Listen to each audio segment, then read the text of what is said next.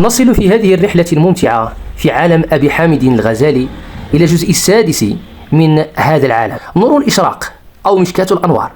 في أواخر رحلته الفكرية الاستثنائية، حين بلغت عقود من البحث العلمي والممارسة الروحية ذروتها ونضجها، أنتج الغزالي عملا يمثل أعلى مراتب التوليف بين بصائره الفلسفية والصوفية، كتاب مشكاة الأنوار.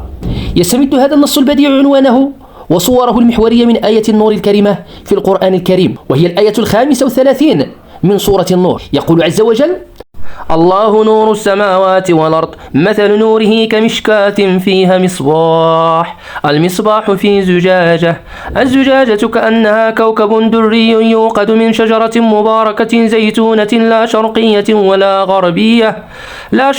ولا غربية يكاد زيتها يضيء ولو لم تمسسه نار، نور على نور، يهدي الله لنوره من يشاء ويضرب الله الأمثال للناس والله بكل شيء عليم. غير أن الغزالي يحول هذا النص القرآني إلى نظرية شاملة في المعرفة تجمع بين التحليل العقلي والتجربة الصوفية والحقيقة الوحيانية المنزلة، وتؤدي استعارة النور وظائف متعددة في تحليل الغزالي. فعلى أبسط مستوياتها يمثل النور ملكة الوعي التي تجعل المعرفة ممكنة، فكما يضيء النور الحسي الأجسام فتبصرها العين، كذلك يضيء النور الروحي الحقيقة فيدركها العقل. بيد أن الغزالي يذهب في التعمق أبعد بكثير من هذا التشبيه البسيط، إذ يبني تحليلا رفيعا لمستويات الوجود المختلفة وما يقابلها من أنماط المعرفة. المستوى الأول هو عالم الأجسام المادية والتجربة الحسية المألوفة. يمكن استكشاف هذا المستوى عبر الملاحظة التجريبية والتحليل العقلي، وهي المناهج التي يوظفها الفلاسفة الطبيعيون والمناطق بنجاح ملحوظ. ونور هذا المستوى هو الملكة العقلية الفطرية في الإنسان القادر على اكتشاف العلاقات الرياضية والمبادئ المنطقية والانتظامات التجريبية. غير أن الغزالي يبين أن هذا المستوى من الواقع على أهميته للحياة العملية يظل في نهاية المطاف متكئا على مستويات أسمى لا تستطيع المناهج العقلية المحضة أن تستوعبها استيعابا كافيا. فالعالم المادي أشبه بظلال تلقيها حقائق أكثر جوهرية، ومن يأخذ الظلال للحقيقة المطلقة يظل أسيرا في كهف الأوهام. وهذه الصورة التي تستحضر مثل أفلاطون الشهير تعكس إيمان الغزالي بأن أغلب الناس يحيون في عالم المظاهر دون أن يخترقوا الطبيعة الجوهرية للواقع. المستوى الثاني هو عالم المفاهيم العقلية والعلاقات المنطقية والحقائق الرياضية، وهو الميدان الذي يرتاده الفلاسفة حين يبحثون في مسائل الجوهر والعرض والعلة والمعلول والكلي والجزئي والواجب والممكن. ونوره هو الملكة العقلية الرفيعة القادرة على إدراك العلاقات المجردة والمبادئ المنطقية. يقر أبا حامد بقيمة هذا النمط من البحث وما له من مشروعية، لكنه يصر على أنه هو الآخر محدود القدرة على بلوغ الحقيقة المطلقة. فالقصور الجوهري في المعرفة العقلية المحضة أنها تظل خارجية بالنسبة للعارف، فحتى حين يكتشف العقل علاقات منطقية صحيحة أو انتظامات تجريبية ثابتة، فإن هذه المعرفة لا تحول وعي العارف تحويلا جذريا كما تفعل التجربة المباشرة. فبإمكان المرء أن يدرك عقلا أن الله عز وجل موجود وأن له صفات معينة دون أن تحدث هذه المعرفة أي تغيير حقيقي في حاله الروحي أو سلوكه العملي. فالمعرفة العقلية بالحقيقة المطلقة تبقى مجرد نظرية ما لم تكملها المعرفة التجريبية المباشرة. المستوى الثالث هو عالم الحقيقة الروحية الخالصة التي لا تدرك إلا بنور الإشراق المباشر الصادر عن الفضل الإلهي، حين يتنزل على وعي أعد إعدادا حسنا بالتزكية الأخلاقية والانضباط الروحي. وهذه ليست معرفة عن الله بل معرفة بالله، ليست فهما مفاهيميا للصفات الإلهية بل وعيا مباشرا بالحضور الإلهي. ونور هذا المستوى لا يصدر عن الجهد البشري وحده بل هو تجل ذاتي للحقيقة المطلقة لوعي أصبح شفافا للتأثير الإلهي. يتسم تحليل أبا حامد لهذا المستوى الأعلى من المعرفة بنضج فلسفي بالغ، إذ يتحاشى بعناية طرفين من الزيغ: التشبيه المبتذل الذي يرد الحقيقة الإلهية إلى مقولات إنسانية، والتجريد المطلق الذي يلغي أي علاقة ذات معنى بين الله والوعي الإنساني.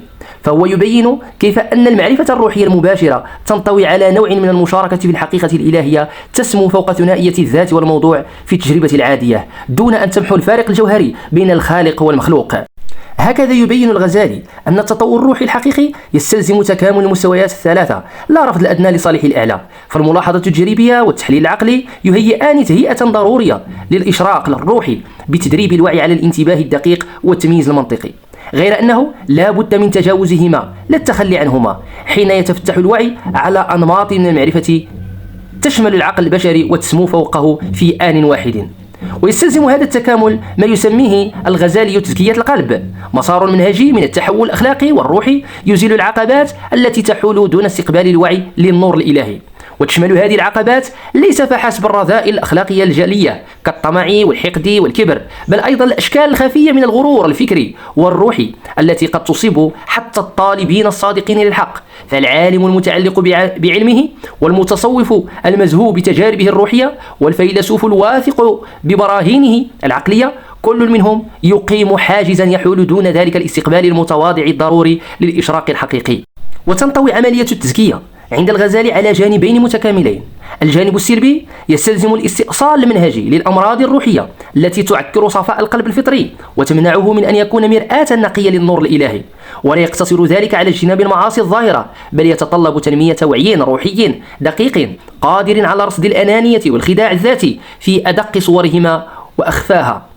أما الجانب الإيجابي فيستلزم تنمية الصفات الروحية التي تهيئ الوعي للمراتب الأعلى من المعرفة، وتشمل التواضع الذي يفتح القلب للهدى من مصادر تتجاوز الأنا الفردية، والشكر الذي يدرك أن كل معرفة حقيقية موهبة لا كسب، والصبر الذي يديم الجهد الروحي في أوقات الجفاف والعسرة، والمحبة التي تمد بالدافع للاستسلام التام الضروري لتحقق الأسماء. وتشكل المحبة عند الغزالي ظاهرة معرفية وعاطفية في آن معا، فهو يبين كيف أن المحبة تنطوي على نمط فريد من المعرفة يجمع الفهم العقلي والمشاركة التجريبية معا.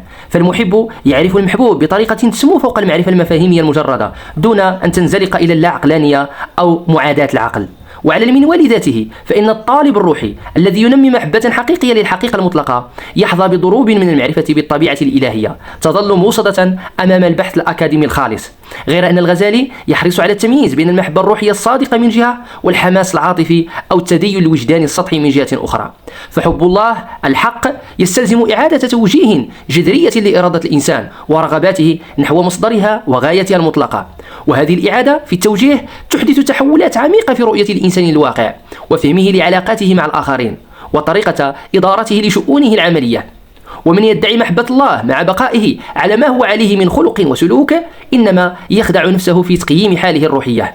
وتتجلى ذروة تحليل الغزالي في مشكاة الأنوار في رؤيته للوعي الإنساني وهو يبلغ الشفافية الكاملة للنور الإلهي.